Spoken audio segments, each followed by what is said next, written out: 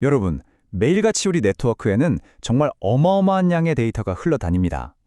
그런데 그 속에서 진짜 중요한 신호를 제대로 찾아내고 계신가요? 아니면 혹시 정보의 홍수 속에서 길을 잃고 헤매고 있지는 않으신가요? 오늘 이 모든 혼란을 깔끔하게 정리해줄 아주 똑똑한 교통경찰, 바로 네트워크 패킷 브로커, NPB에 대해 속 시원하게 파헤쳐 보겠습니다. 자, 여러분이 쓰고 계신 보안 시스템 아마 최첨단일 겁니다. 그런데 말이죠. 만약 이 시스템이 정작 봐야 할 데이터를 못 보고 있다면 어떨까요? 그건 마치 눈을 가린 채 슈퍼카를 타고 시속 200km로 질주하는 것과 같아요. 결과는 상상에 맡기겠습니다.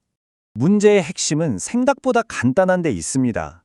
우리 보안 장비로 향하는 데이터의 대부분이 사실은 똑같은 게 또 들어오는 중복 데이터거나 아예 분석할 필요도 없는 불필요한 데이터, 심지어는 암호화돼서 들여다볼 수조차 없는 데이터라는 거죠. 이건 쓰레기 더미 속에서 바늘 찾기나 마찬가지 아니겠어요?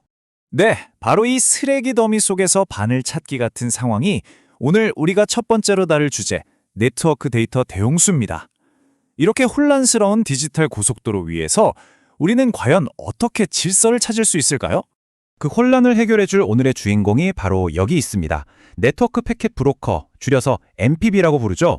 NPB를 한마디로 정의하자면요, 네트워크의 지능형 트래픽 컨트롤러라고 할 수 있어요.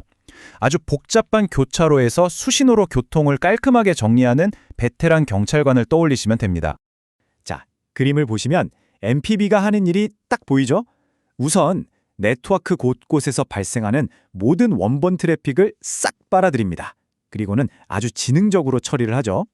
그런 다음 각각의 보안 장비에게는 너는 이것만 보면 돼 하고 딱 필요한 맞춤형 데이터만 골라서 보내주는 겁니다. 한마디로 모든 분석 도구들의 효율을 최고로 끌어올리는 핵심 중간 관리자라고 할 수 있겠네요. 그렇다면 이 똑똑한 교통경찰 NPB는 구체적으로 어떻게 일을 할까요? 바로 두 번째 주제, 지능형 트래픽 컨트롤입니다. NPB의 궁극적인 목표는 딱 하나예요. 분석 장비들이 데이터 폭탄에 과로사하지 않도록 꼭 봐야 할 데이터만, 그것도 소화하기 좋은 형태로 떠먹여주는 거죠. NPB가 트래픽 흐름을 관리하는 가장 기본적인 두 가지 방식, 바로 집계와 부하 분산입니다. 여기서 재밌는 게 뭐냐면요, 이 두 가지 방식이 완전히 정반대 개념이라는 거예요. 집계는 여러 개의 좁은 도로에서 오는 차들을 모아서 하나의 넓은 고속도로로 합쳐주는 거고요. 반대로 부하 분산은 하나의 거대한 고속도로에서 쏟아져 나오는 차들을 여러 개의 일반 도로로 착착 나눠주는 것과 같습니다. 이걸 통해서 장비 연결은 단순하게, 효율은 최대로 끌어올리는 거죠. 자, 교통 흐름을 정리했으니 이제 뭘 해야 할까요? 맞습니다. 불필요한 차들을 아예 도로에서 빼버려야죠. 바로 세 번째 주제, 데이터 양과 중복성 관리입니다. 애초에 쓸데없는 데이터는 싹 제거하는 단계예요. 우리 네트워크라는 게 워낙 복잡하다 보니까 똑같은 데이터 패킷이 여기서도 잡히고 저기서도 잡히고 이런 일이 정말 흔해요. 이건 분석 장비한테 똑같은 보고서를 3번, 4번씩 읽으라고 시키는 거나 다름없습니다. 어마어마한 시간과 자원 낭비죠. 이때 NPV가 아주 정역한 무기를 꺼내듭니다. 바로 하드웨어 기반 중복 제거 기능인데요. 이게 뭐냐면 빛의 속도로 날아오는 데이터 속에서 똑같은 놈들을 귀신같이 찾아내서 실시간으로 싹 지워버리는 겁니다. 덕분에 분석 장비는 쓸데없는 일에 힘 빼지 않고 핵심 업무에만 집중할 수 있게 되고요. 당연히 분석 결과의 정확도도 훨씬 높아지겠죠. 자, 이제부턴 단순히 양을 줄이는 걸 넘어서 거의 외과 수술 수준으로 정밀하게 트래픽을 다루는 기술들을 한번 볼게요. 네 번째 주제, 필터링, 슬라이싱, 그리고 보안 기술입니다. 필터링이라고 다 같은 필터링이 아니에요. 레벨이 다릅니다. 기본적인 L2-L4 필터링은 그냥 편지 봉투에 적힌 발신 주소, 수신 주소만 보고 분류하는 수준이에요. 하지만 진짜 똑똑한 L7 필터링은요, 아예 봉투를 뜯어서 안에 편지 내용까지 확인하는 겁니다. 아하, 이건 넷플릭스 영상이구나. 이건 중요한 데이터베이스 접속이네. 하고 내용물까지 식별해서 예를 들면 데이터베이스 트래픽만 콕 집어 감사 시스템으로 보낸다거나 하는 아주 정교한 제어가 가능해지는 거죠.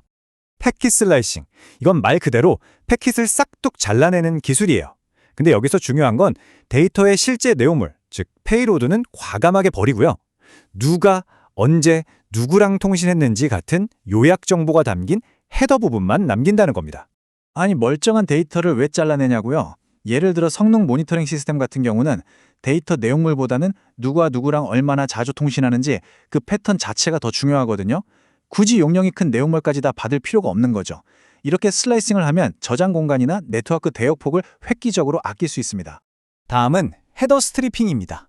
요즘 네트워크는 효율을 높이려고 VXAN처럼 데이터를 여러 겹으로 포장해서 보내는 경우가 많아요. 근데 문제는 오래된 분석 장비들은 이 최신 포장지를 뜯을 줄 모른다는 거죠. 이럴 때 MPB가 나서서 복잡한 포장지, 즉 헤더를 착 벗겨내고 알맹이만 쏙 꺼내서 장비가 바로 분석할 수 있도록 도와주는 겁니다. 자, 여러분, 지금 보시는 이 화면이 오늘날 보안 담당자들이 겪는 가장 큰 딜레마를 보여줍니다. 인터넷 트래픽의 90% 이상이 암호화되어 있다는 사실. 이게 무슨 뜻이냐면요. 우리 회사 네트워크 안에서 오가는 대화의 열의 9은 다 암호화된 비밀 통신이라는 겁니다. 보안 장비가 이 암호를 풀지 못하면 사실상 장님이나 다름없는 거죠. 이 골치 아픈 문제를 MPB는 정말 우아하게 해결합니다. 바로 중앙집중식 복호화 기능 덕분인데요. MPB가 총대를 메고 딱 한 번만 암호를 풀어주는 거예요. 그리고 해독이 끝난 깨끗한 데이터를 필요한 보안 장비들한테 자, 여기 하고 동시에 나눠주는 거죠. 각 장비들이 암호 푸느라 끙끙댈 필요가 없으니까 자기 본연의 분석 업무에만 온전히 집중할 수 있게 됩니다. 그리고 이건 규제 때문에 정말 중요한 기능인데요. 바로 데이터 마스킹입니다. 분석을 하긴 해야겠는데 주민등록번호나 신용카드 번호 같은 민감한 개인정보가 그대로 노출되면 큰일 나잖아요. NTB가 분석 도구로 데이터를 보내기 전에 이런 민감한 정보들을 알아서 XXX 처리해주는 기술입니다. GDPR처럼 강력한 개인정보보호 규정을 준수하는데 아주 필수적이죠. 자, 지금까지 MPB가 가진 여러 가지 강력한 기능들을 하나씩 살펴봤습니다. 정말 많았죠? 그렇다면 이 모든 기능들이 합쳐졌을 때 과연 어떤 엄청난 가치가 만들어질까요?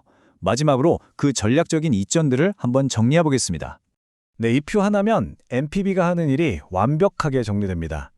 여러 데이터를 하나로 모으고 집계, 쓸데없는 중복은 없애고 중복 제거, 필요한 것만 걸러내고 필터링, 다이어트 시키고 슬라이싱, 민감한 정보는 가려주고 마스킹, 이 모든 기능들은 결국 단 하나의 목표를 향합니다. 바로 분석 장비의 효율을 극대화하고 비용을 절감하면서 보안과 규제 준수라는 두 마리 토끼를 다 잡는 것. 맞습니다. 결국 NPB를 도입한다는 건 단순히 기능 몇 개를 추가하는 게 아니에요. 기존에 쓰던 장비의 수명을 늘려서 투자를 보호하고 법적인 위험을 줄이는 걸 넘어서요. 우리 네트워크 안에서 일어나는 모든 일을 손바닥 보듯이 들여다볼 수 있는 완벽한 가시성, 그리고 그걸 내 마음대로 제어할 수 있는 통제력, 바로 이걸 손에 쥐게 되는 겁니다. 그래서 오늘 이야기의 결론의 한 문장으로 압축하자면 바로 이겁니다. MPB는 단순히 트래픽을 전달하는 장치가 아니라 전체 가시성 시스템을 지휘하는 두뇌와도 같다는 것. 자, 그럼 마지막으로 여러분께 질문 하나를 던지면서 마무리할까 합니다. 클라우드, 가상화 기술로 네트워크가 그 어느 때보다 복잡해지고 있는 바로 지금, 네트워크를 제대로 보는 것은 그저 있으면 좋은 선택적인 기능일까요? 아니면 모든 보안과 운영이 시작되는 단단한 필수적인 기반일까요? 한번 곰곰이 생각해 볼 문제인 것 같습니다.